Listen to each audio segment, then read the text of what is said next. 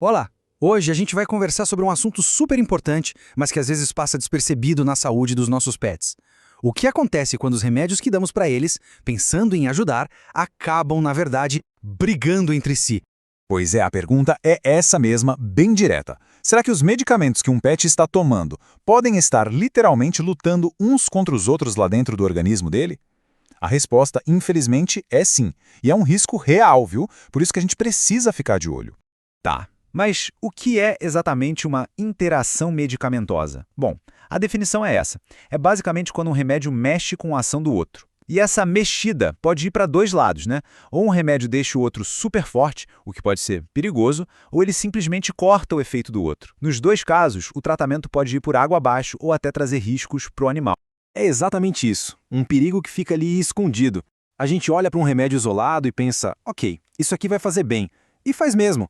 O problema começa quando a gente junta vários tratamentos, sem a orientação certa, claro. Aí é que podem aparecer essas consequências que ninguém queria e que podem ser bem sérias. Então, para a gente conseguir navegar nesse mundo das interações, os veterinários têm um mapa. Eles dividem tudo em 3 grandes tipos. Entender como eles classificam isso é o nosso primeiro passo para a gente conseguir antecipar os problemas e, claro, evitar que eles aconteçam.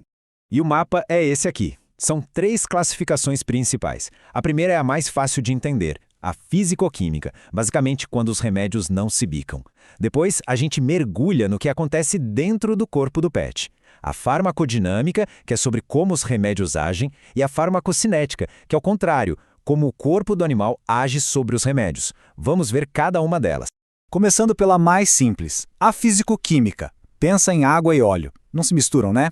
A mesma coisa acontece com alguns remédios. Se você tentar misturar duas substâncias que são incompatíveis na mesma seringa, por exemplo, uma pode anular a outra ali mesmo, antes de sequer chegar no animal. É química pura, uma incompatibilidade que acontece fora do corpo. Ok, agora a coisa fica mais complexa, porque a gente vai entrar no que acontece dentro do organismo. É a vez da farmacodinâmica. Aqui a gente está falando da ação dos remédios. E é nesse momento que eles podem ser melhores amigos, um ajudando o outro a ter um efeito mais forte, ou podem virar inimigos, um atrapalhando e até cancelando a ação do outro.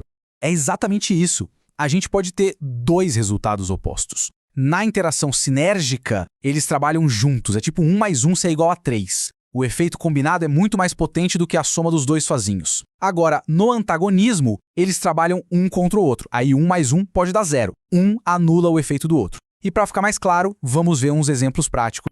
Olha só esse caso de sinergia.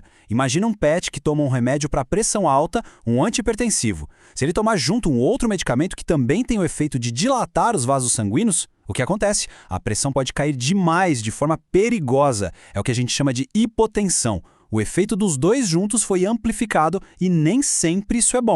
Agora, vamos para o outro lado da moeda, o antagonismo. Um exemplo clássico é a vitamina K com os anticoagulantes. O anticoagulante está ali para, evitar a coagulação do sangue. Mas a vitamina K faz justamente o contrário. Ela ajuda na coagulação. Então ela acaba diminuindo ou até cortando o efeito do remédio. É como se o tratamento estivesse sendo sabotado por dentro, o que é um risco enorme.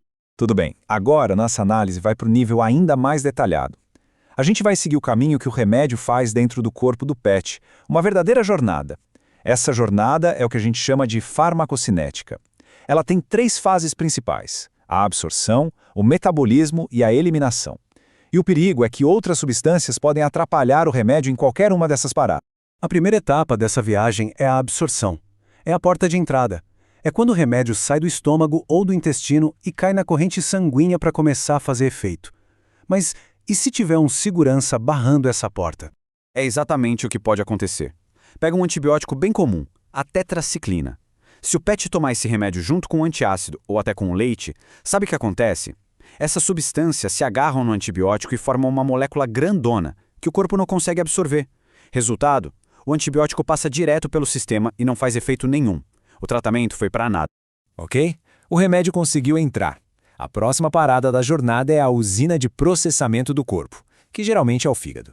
Ela que o corpo metaboliza, ou seja, processa e transforma as substâncias.